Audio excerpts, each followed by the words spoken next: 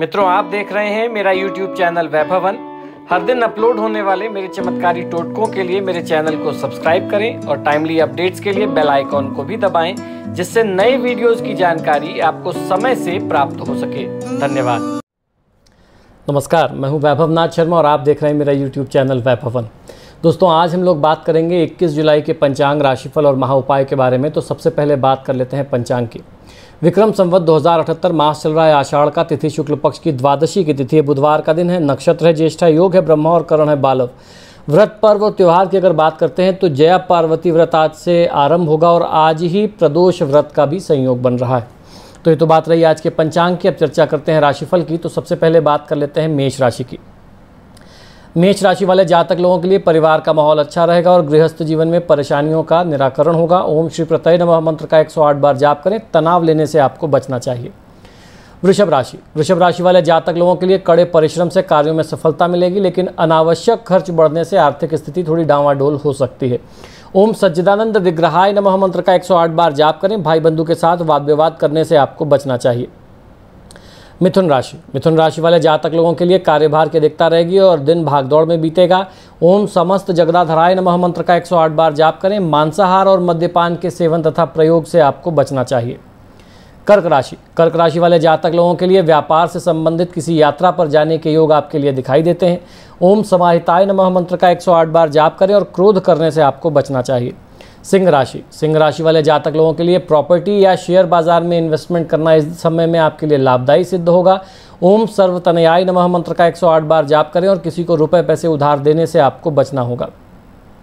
कन्या राशि वाले जातक लोगों के लिए आनंद, प्रमोद और मनोरंजक प्रवृत्तियां आज दिन भर चलती रहेंगी। ओम सर्वप्रियाय नमः मंत्र का 108 बार जाप करें। वाहन का प्रयोग बहुत सावधानी से करें। तुला राशि वाले जातक लोगों के लिए व्यापार विस्तार की योजनाएं बन सकती हैं। ओम सर्व सिद्धिदाय नमः मंत्र का 108 बार जाप करें। धैर्य किसी भी स्थिति में आप न खोएं। वृश्चिक राशि वाले जातक लोगों के लिए आकस्मिक प्रवास की संभावनाएं आपके लिए दिखाई देती हैं। ओम सर्व सिद्धि प्रदायकाय नमः मंत्र का 108 बार जाप करें और घर आए हुए व्यक्ति को आप खाली हाथ विदा न करें। धनु राशि वाले जातक लोगों के लिए कारोबार में धन लाभ की स्थिति रहेगी। परिवार का माहौल अच्छा रहेगा। ओम सर्वात्मकाय नमः मंत्र का 108 बार जाप करना चाहिए और मांसाहार के सेवन और प्रयोग से आपको बचना चाहिए। मकर राशि वाले जातक लोगों के लिए व्यावसायिक गतिविधियों में सफलता मिलने से धन लाभ की स्थिति रहेगी। ओम सामघोष प्रियाय नमः मंत्र का 108 बार जाप करें। बड़े बुजुर्गों का दिल दुखाने से आपको बचना चाहिए। कुंभ राशि वाले जातक लोगों के लिए कार्यों में सफलता मिलने से धन लाभ की स्थिति रहेगी। ओम सिद्धार्जित पादाम्बुजाय नमः मंत्र का 108 बार जाप करें। वाणी पर नियंत्रण आप किसी भी स्थिति में न खोएं। मीन राशि वाले जातक लोगों के लिए कार्य की अधिकता रहेगी और दिन आज भागदौड़ में बीतेगा। ओम सिद्धिदायकाय नमः मंत्र का 108 बार जाप करना चाहिए और धन का व्यय करने से आपको बचना चाहिए। तो दोस्तों, ये तो बात रही आज के 12 राशि की। हम लोगों ने जाना ग्रह नक्षत्र की स्थिति क्या कहती है और दिन को शुभ बनाने के लिए आपको क्या करना चाहिए और क्या नहीं करना चाहिए। अब हम लोग बात करेंगे आज के महा उपाय की, जिसमें आज मैं आपको बताने जा रहा हूं कि रुद्राभिषेक सही मायनों में क्या होता है। हमारे शास्त्रों में रुद्राभिषेक का क्यों इतना महत्व बताया गया, रुद्राभिषेक क्यों करते हैं और रुद्राभिषेक करने के लाभ क्या हैं, इस विषय में आज हम लोग जानकारी करेंगे कि रुद्राभिषेक होता क्या है। एक्चुअली बहुत सारे लोग पूछते हैं कि आपके मुंह से रुद्राभिषेक के बारे में बहुत सुना है, रुद्राभिषेक होता क्या है। बहुत सारे लोगों का आज तक सौभाग्य ही नहीं बन पाया रुद्राभिषेक के दर्शन करने की, स्वयं से आचार्यों द्वारा करने की तो बात बहुत अलग है। दर्शन तक का भी उनको आज तक सौभाग्य नहीं मिला, तो उनकी अनभिज्ञता रही है, उनकी ये जानकारी में नहीं रहा कि किस तरीके से अनुष्ठान करते हैं। तो इस अनुष्ठान का पूरा क्या महत्व है, क्या जानकारी है, और आने वाले कुछ एपिसोड्स में आपको बताऊंगा कि अलग अलग द्रव्यों से, अलग अलग पदार्थों से भगवान भोलेनाथ का अभिषेक करने का लाभ क्या होता है और बहुत सरल तरीके से उसकी विधि क्या है। इस बारे में भी हम लोग हर एपिसोड में चर्चा करेंगे।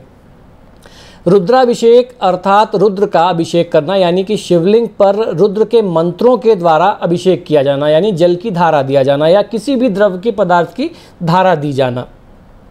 जैसा कि वेदों में वर्णित है, शिव और रुद्र परस्पर एक दूसरे के पर्यायवाची हैं। शिव को ही रुद्र कहा जाता है क्योंकि रुदम दुखम द्रावयति नाश्यति रुद्रः, यानी कि भोले सभी दुखों का नष्ट कर देते हैं। हमारे धर्म ग्रंथों के अनुसार हमारे द्वारा किए गए पाप ही हमारे दुखों का कारण बनते हैं। रुद्राभिषेक करना शिव आराधना का सर्वश्रेष्ठ माध्यम, सर्वश्रेष्ठ तरीका माना गया है। रुद्र शिव जी का ही एक स्वरूप है। रुद्राभिषेक मंत्रों का वर्णन ऋग्वेद, यजुर्वेद और सामवेद में भी किया गया है। शास्त्र और वेदों में वर्णित है कि शिव जी का अभिषेक करना परम कल्याणकारी है। रुद्रार्चन और रुद्राभिषेक से हम पटक से पातक तक कर्म भी, हमारे जो पटक से लेकर के पातक तक के कर्म हैं वो भी जल करके नष्ट हो जाते हैं, भस्म हो जाते हैं और साधक में शिवत्व का उदय होता है तथा भगवान शिव का शुभाशीर्वाद भक्तों को प्राप्त होता है और उसके सभी मनोरथ पूर्ण होते हैं। ऐसा कहा जाता है कि एकमात्र सदाशिव रुद्र के पूजन से सभी देवताओं की पूजा स्वतः ही हो जाती है। रुद्र हृदयोपनिषद में शिव जी के बारे में कहा गया है कि सर्वदेवात्मको रुद्र सर्वे देवा शिवात्मका, अर्थात सभी देवताओं की आत्मा में रुद्र उपस्थित हैं और सभी देवता रुद्र की आत्मा हैं। वैसे तो रुद्राभिषेक किसी भी दिन किया जा सकता है, परंतु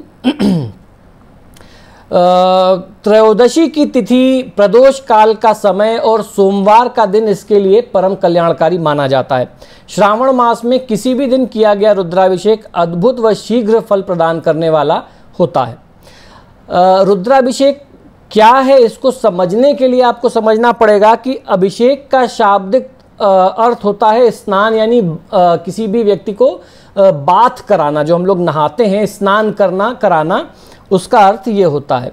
रुद्राभिषेक का अर्थ है भगवान रुद्र का अभिषेक, अर्थात शिवलिंग पर रुद्र के मंत्रों के द्वारा अभिषेक करना।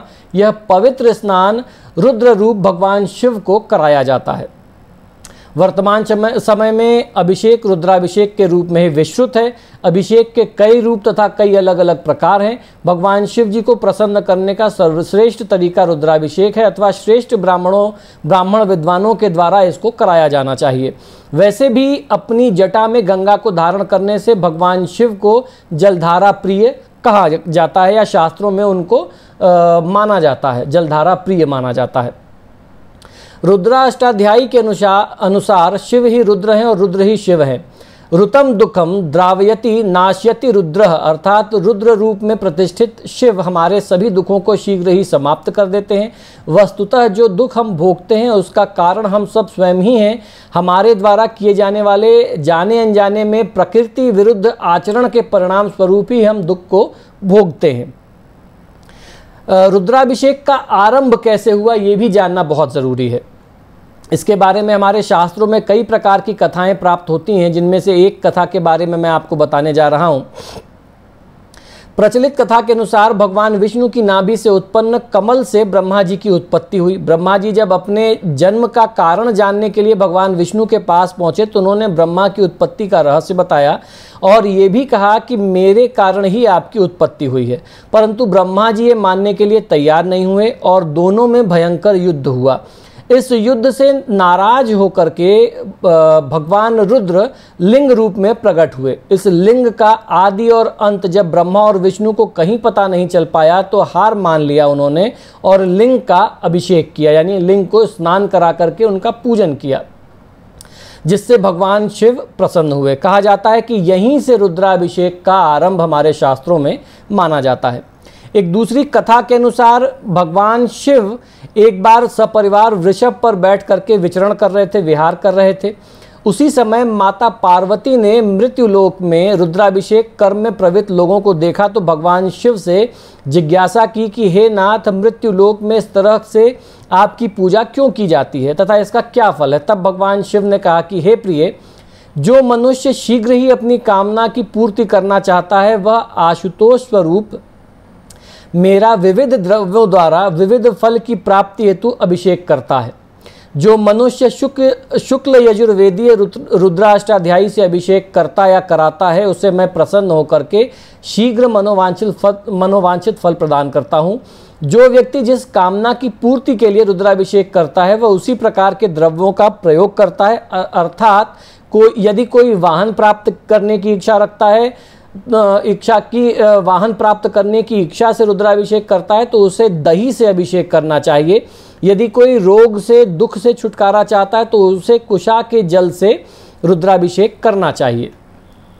रुद्राभिषेक की संपूर्ण विधि क्या है हमारे शास्त्रों में, ये भी समझ लेते हैं। इसमें रुद्राष्टाध्यायी के एकादशनी रुद्री के 11 आवृत्ति पाठ किया जाता है। इसे ही लघु रुद्र कहा जाता है। यह पंचामृत से की जाने वाली पूजा है। इस पूजा को बहुत महत्वपूर्ण माना जाता है। प्रभावशाली मंत्रों और शास्त्रोक्त विधि के से विद्वान ब्राह्मणों द्वारा इस पूजा को संपन्न करवाया जाता है। इस पूजा से जीवन में आने वाले संकटों और नकारात्मक ऊर्जा से व्यक्ति को मुक्ति मिलती है। रुद्राभिषेक के लाभ के बारे में अगर शास्त्र की बात करें तो शिव पुराण के अनुसार किस द्रव्य से अभिषेक करने से क्या फल मिलता है, अर्थात आप जिस उद्देश्य की पूर्ति हेतु रुद्राभिषेक करा रहे हैं उसके लिए किस द्रव्य का इस्तेमाल करना चाहिए, इसका उल्लेख हमारे शिव पुराण में हमें प्राप्त होता है। उसके बारे में हम लोग आगे के एपिसोड में सविस्तार से चर्चा करेंगे। आने वाले एपिसोड में हर एक एपिसोड में एक अभिषेक की एक विशेष द्रव्य से, एक विशेष समस्या के निवारण के लिए किस द्रव्य से अभिषेक करना चाहिए, इसके बारे में मैं आपको जानकारी दूंगा। आप सभी से अनुरोध है कि इसी के अनुरूप रुद्राभिषेक कराएं तो आपको संपूर्ण लाभ मिलेगा। और उसमें मैं सरल विधि भी बताऊंगा कि अगर आपको ब्राह्मण उपलब्ध नहीं है, आपके पास इतना समय भी, सामर्थ्य भी नहीं है कि आप बैठ करके कर सकें, तो 5-10 मिनट के अंदर चलते फिरते कैसे आप भगवान भोलेनाथ की रुद्राभिषेक पूजा सावन में कर सकते हैं, उसकी भी सरल विधि आपको बताऊंगा, मंत्र उपाय भी बताऊंगा। अनेक पदार्थों से किया जाने वाला ये रुद्राभिषेक, हर एक अलग पदार्थ से किया गया रुद्राभिषेक जो होता है वह अलग फल देने में सक्षम होता है। तो किस काम के लिए किस पदार्थ से अभिषेक करना है, ये आपको आने वाले एपिसोड्स में जानकारी मिलेगी। तो दोस्तों, आशा करता हूँ कि शास्त्र से जुड़ी हुई बातें, ज्ञान की बातें जो आपको हमारे YouTube चैनल से प्राप्त होती हैं वो निश्चित ही पसंद आती होंगी। आप सभी से बार बार आग्रह है कि जब भी आप मेरे वीडियोस देखते हैं तो इनको लाइक और शेयर ज़रूर करें। और आपने अगर अभी तक मेरे चैनल को सब्सक्राइब नहीं किया तो प्लीज़ इसे सब्सक्राइब करिए। इसी शुभकामना के साथ कि आपका दिन शुभ हो, मुझे आज्ञा दीजिए और देखते रहिए मेरा YouTube चैनल वैभवन। हर हर महादेव, जय महाकाल। हर दिन अपलोड होने वाले मेरे चमत्कारी टोटकों के टाइमली अपडेट्स के लिए मेरे चैनल को सब्सक्राइब करें, बेल आइकॉन भी दबाएं, जिससे कोई भी वीडियो या आवश्यक जानकारी आपसे मिस ना हो पाए। धन्यवाद। तो यदि आप अपनी किसी भी व्यक्तिगत समस्या के लिए मुझसे परामर्श और समाधान चाहते हैं, यानी आप अपनी किसी भी पर्सनल प्रॉब्लम के लिए मुझसे कंसल्टेशन और रेमेडीज चाहते हैं, तो उसके 2 तरीके हैं। टेलीफोनिक कंसल्टेशन, फ़ोन पे बात करना, और दूसरा फेस टू फेस यानी पर्सनल मीटिंग करना। आप हमें फ़ोन के माध्यम से, ईमेल और व्हाट्सएप के माध्यम से अपॉइंटमेंट बुक कर सकते हैं। हमारा नंबर है 9990724131। आपको 2 नंबर दे रहा हूँ, इन दोनों नंबर पे व्हाट्सएप अवेलेबल है, आप व्हाट्सएप करें। 9818300146 ये हमारे ऑफिस का दूसरा नंबर है।